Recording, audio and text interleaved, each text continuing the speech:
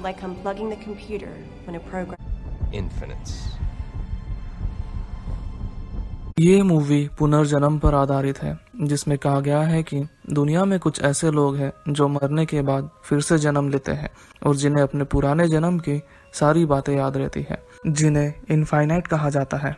अब हमें मूवी की करंट सिचुएशन दिखाई जाती है, जहां पर ट्रेडवे नाम का एक लड़का एक सूटकेस चुरा कर पुलिस से भाग रहा होता है। उसके साथी दूसरे कार में होते हैं, जिनका नाम लियोना और एबेल होता है। उसी वक्त ट्रेडवे अपने घाव को ठीक करते हुए अपने दोस्तों से बोलता है कि if I fail then look inside. Police आगे से सारे रास्ते ब्लॉक कर देती है, जिसकी वजह से ट्रेडवे एक ब्रिज के ऊपर से अपने कार को जंप करवाता है और सीधा एक क्रेन के ऊपर जाकर कूद जाता है। ये सब एबल और लियोना अपनी कार से देख रहे होते हैं और तभी एक ट्रक की वजह से उनकी कार का एक्सीडेंट हो जाता है। उसके बाद उस ट्रक से एक आदमी बाहर आता है और लियोना और एबल की कार को शूट करता है, जिससे उनकी कार ब्लास्ट हो जाती है और उनकी वही डेथ हो जाती है। ये सब कुछ ट्रेडवे के आंखों के सामने होता है और तभी अचानक से सीन शिफ्ट होता है और हमें एक आदमी दिखाया जाता है जिसका नाम एवन है। यहाँ हमें पता लगता है कि अब तक जो भी हमने देखा वो सब एवन का एक सपना था। उसे ऐसे सपने आते रहते हैं। अपने सपनों को कंट्रोल में रखने के लिए इवान टैबलेट्स लिया करता है। अगली सुबह इवान जॉब के लिए एक होटल में जाता है, जहां होटल के मैनेजर ने इवान के बारे में बाकी लोगों से पता लगाया था। होटल का मैनेजर इवान से उसके प्रीवियस जॉब के बारे में पूछता है कि उसे वहां से क्यों निकाला गया था। तब इवान बताता है कि वहां एक आदमी एक वेट्रेस को छेड़ रहा था, जिसकी वजह से इवान ने उस आदमी का हाथ तोड़ दिया। उसके बाद मैनेजर इवान से उसके सपनों के बारे में पूछता है, जिस पर इवान कहता है कि सपनों की वजह से उसके काम पर कोई फर्क नहीं पड़ेगा। पर मैनेजर इवान को जॉब पे रखने से मना कर देता है, जिसकी वजह से इवान वहां से गुस्से में निकल जाता है। अब इवान घर आता है, जहां उसके पास घर के रेंट और टैबलेट खरीदने तक के पैसे नहीं रहते। अब अगले सीन में हमें दिखाया जाता है कि इवान एक तलवार बना रहा है, लेकिन सबसे शॉकिंग बात ये थी कि इवान ने आज से पहले कोई तलवार नहीं बनाई थी। फिर भी इवान तलवार को आसानी से बना पा रहा था। यहाँ उसे विजन आते हैं कि जैसे ये तलवार वो नहीं, कोई दूसरा आदमी बना रहा हो। थोड़ी देर में इवान तलवार बना लेता है। उसके बाद इवान वो तलवार लेकर एक रॉनी नाम के गैंगस्टर के पास जाता है। रॉनी ने ही इवान को तलवार बनाने के लिए बोला था, जिसके बदले में रॉनी इवान को टैबलेट्स देने वाला है। जो टैबलेट इवान यूज करता है वो एक यूनिक ड्रग से बनी थी, जो सिर्फ रॉनी के पास ही मिलती थी।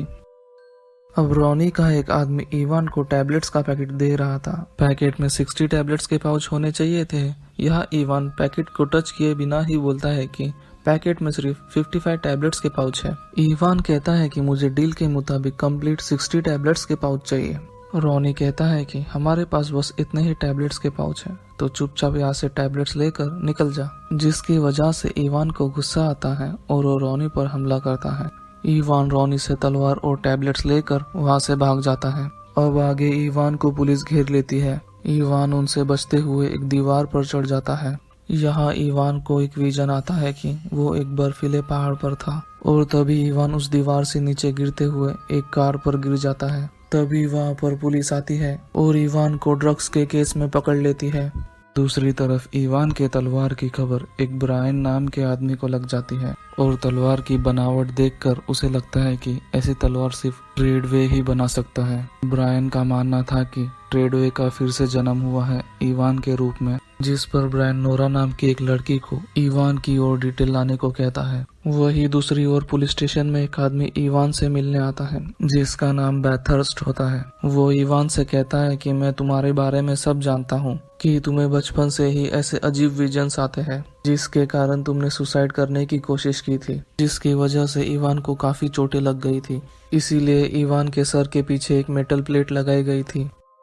वो इवान के सामने कुछ चीजें रखता है और इवान से पूछता है कि क्या तुम इनमें से किसी चीज को पहचानते हो, जिसके जवाब में इवान नहीं बोलता है। अब ये सुनकर बैथर्स्ट को गुस्सा आता है और वो एक गन निकालकर इवान के तरफ पॉइंट कर देता है और इवान से कहता है कि इन सभी चीजों को छूकर महसूस करो। जिस पर इवान एक चीज को छूता है, जिसकी वजह से उसे कुछ विजन्स दिखाई देते हैं। तभी एक कार उस रूम में आ जाती है, जिसमें नोरा थी। नोरा बैथर्स्ट पर गोलियां चलाने लगती है, पर उससे पहले ही बैथर्स्ट वहां से भाग गया था। अब नोरा इवान को अपने साथ कार में लेकर उस रूम से बाहर आती है, जिसके बाद बाहर बैथर्स्ट और इनके बीच फाइट होती है।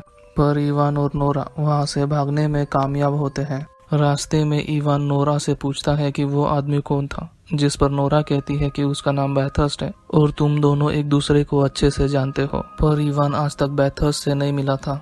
उसके बाद नोरा इवान को एक जगह पर लेकर आती है और उसे बताती है कि जो विजन तुम्हें आते हैं वो कोई सपने नहीं है, बल्कि वो तुम्हारे पिछले जन्मों की यादें हैं। और अगर तुम्हें तुम्हारे सारे सवालों के जवाब चाहिए तो मेरे साथ चलो। उसके बाद नोरा और इवान एक प्राइवेट प्लेन से वहां से निकल जाते हैं। प्लेन में नोरा इवान को इनफाइनाइट्स के बारे में समझाती है और उसे बताती है कि इनफाइनाइट्स के 2 ग्रुप है, जिसमें से एक है हमारे जैसे बिलीवर्स जो ह्यूमैनिटी की रक्षा करना चाहते हैं, और दूसरे है नायलिस्ट जिनका लीडर बैथरस्ट है, वो पूरी दुनिया को तबाह करना चाहता है। उसके बाद नोरा इवान को एक जगह पर लेकर आती है जहाँ पर सारे बिलीवर्स रहते हैं। नोरा इवान को ट्रेडवे के रूम में लेकर आती है और उसे बताती है कि ट्रेडवे सारे बिलीवर्स में से सबसे ज्यादा ताकतवर था। तभी इवान एक बुक में एक फोटो देखता है जिसमें लियोना, एबल और ट्रेडवे थे। तब नोरा इवान को बताती है कि मेरा पिछले जन्म में नाम लियोना था, यानी कि लियोना का फिर से पुनर्जन्म हुआ है नोरा के रूप में।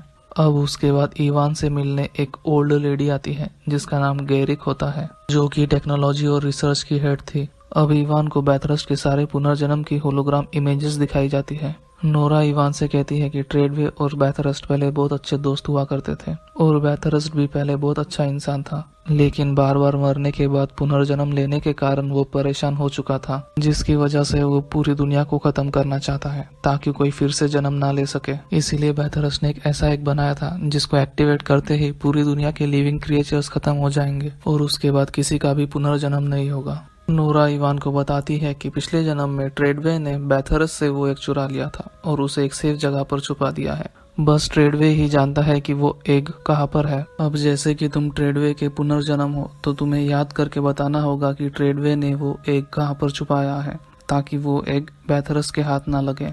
दूसरी तरफ बैथरस ब्रायन को पकड़ लेता है और उसे इवान के बारे में पूछता है, जिस पर ब्रायन उसे कुछ नहीं बताता, जिसकी वजह से बैथरस उसे शूट कर मार देता है।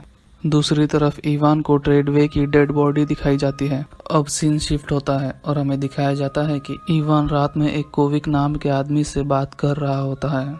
कोविक इवान को बताता है कि बैथरस्ट के पास एक स्पेशल शॉटगन है और अगर उस गन की बुलेट से किसी इनफाइनाइट को ब्रेन में शूट किया जाए तो उस इनफाइनाइट की आत्मा उस बुलेट के अंदर के चिप में कैद हो जाती है, जिसके कारण इनफाइनाइट्स फिर से जन्म नहीं ले सकते। उसके बाद इवान नोरा से मिलने उसके रूम में आता है, जहां नोरा उसे बताती है कि नोरा और एबल हमेशा साथ रहते थे, पर पिछली बार जब उनकी डेथ हुई तो लियोना का तो पुनर्जन्म हो गया नोरा के रूप में, पर एबल की डेथ से पहले बैथरस ने एबल को स्पेशल गन से शूट कर दिया था, जिसकी वजह से एबल की आत्मा एक चिप के अंदर कैद है और उसका पुनर्जन्म नहीं हो सका। अगले सीन में हमें दिखाया जाता है कि एक मशीन की मदद से इवान के पिछले जन्म की मेमोरीज लाने की कोशिश की जा रही है, लेकिन इतना सब करने के बाद भी इवान की मेमोरीज वापस नहीं आती। दूसरी तरफ बैथरस्ट अपने घर में आता है। यहाँ उसने लॉकर्स में बहुत सारी इनफाइनाइट्स की सोल को कैद कर रखा था, जिसके बाद वो ब्रायन की सोल को एक लॉकर में रख देता है और यह बैथरस्ट को बिलीवर्स के सीक्रेट लोकेशन के बारे में भी पता चल जाता है। अब दूसरे दिन नायलिस्ट बिलीवर्स के सीक्रेट लोकेशन पर हमला कर देते हैं और कुछ बिलीवर्स को मारकर उनके बेस पर कब्जा कर लेते हैं। अब बैथरस्ट गैरिक से इवान के बारे में पूछता है, जिस पर गैरिक उसे कुछ नहीं बताती। दूसरी ओर इवान अपने कुछ साथियों के साथ पहले ही बेस से निकल गया था। उसके बाद वो सब एक आर्टिसन नाम के आदमी से मिलने आते हैं, जो कि एक बिलीवर है। नोरा आर्टिसन से कहती है कि मैं ट्रेडवे के पुनर्जन्म यानी कि इवान को अपने साथ लाई हूँ ताकि तुम इसकी मेमोरीज को वापस ला सको। दूसरी तरफ बैथरस्ट भी उस जगह पर आ चुका था। वो एक कैमरे से आर्टिसन की लैब पर चुप कर नजर रख रहा था। आर्टिसन इवान को एक मशीन में भेजता है और उसमें पानी डालना शुरू करता है। इवान की अब पूरी बॉडी पानी में थी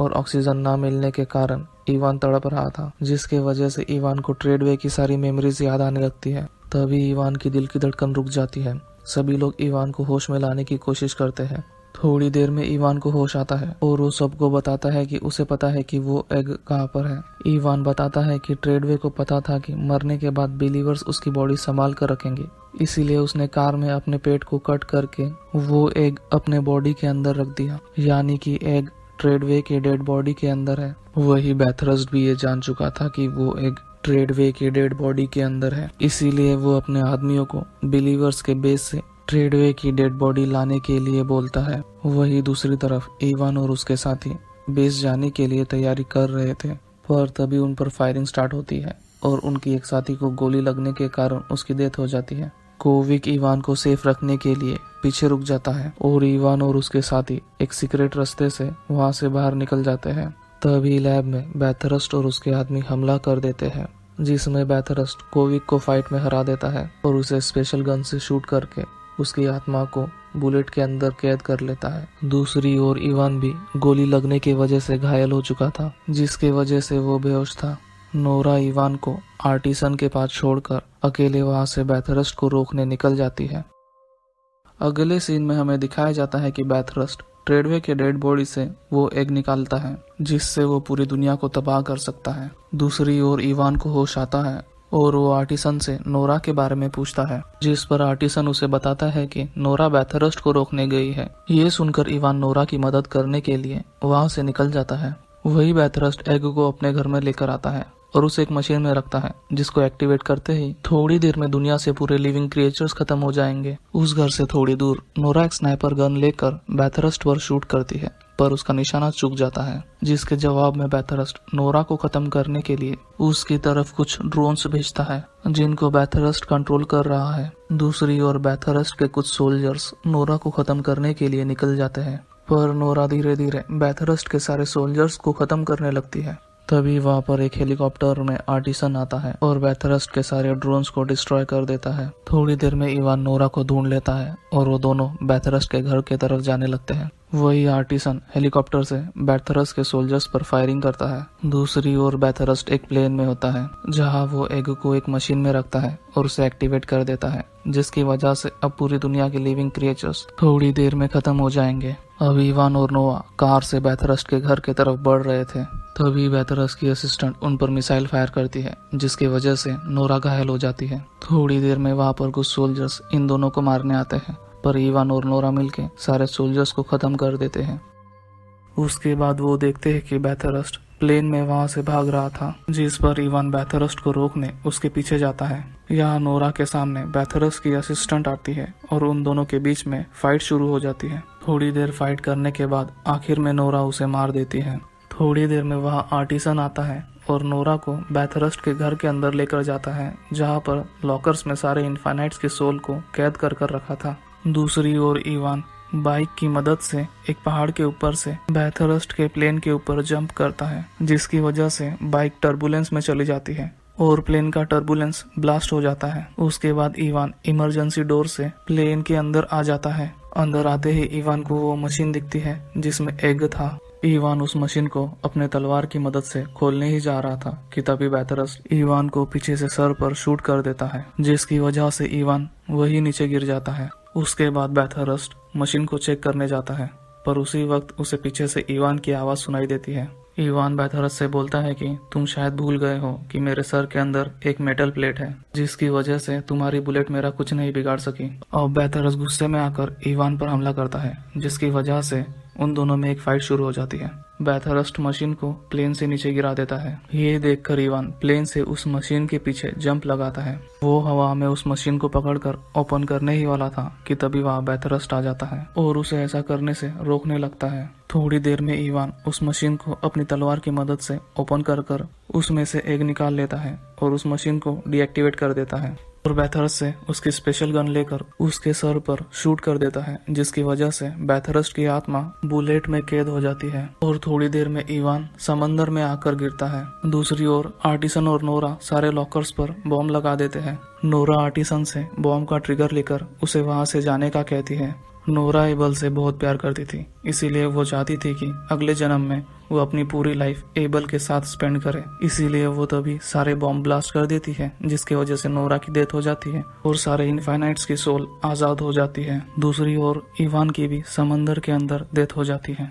अब सीन शिफ्ट होता है और हमें दिखाया जाता है कि एबल और नोरा का फिर से पुनर्जन्म हुआ है। कुछ सालों के बाद वो दोनों एक मंदिर में मिलते हैं दूसरी तरफ इंडोनेशिया में इवान का एक लड़के के रूप में पुनर्जन्म होता है। तभी वहाँ पर आर्टिसन आता है और उस लड़के के फादर से कहता है कि जब आपके लड़के को कुछ अजीब विजन्स आना चालू हो जाए तो मुझे इस कार्ड पर कांटेक्ट करें, और यही इस मूवी की हैप्पी एंडिंग हो जाती है।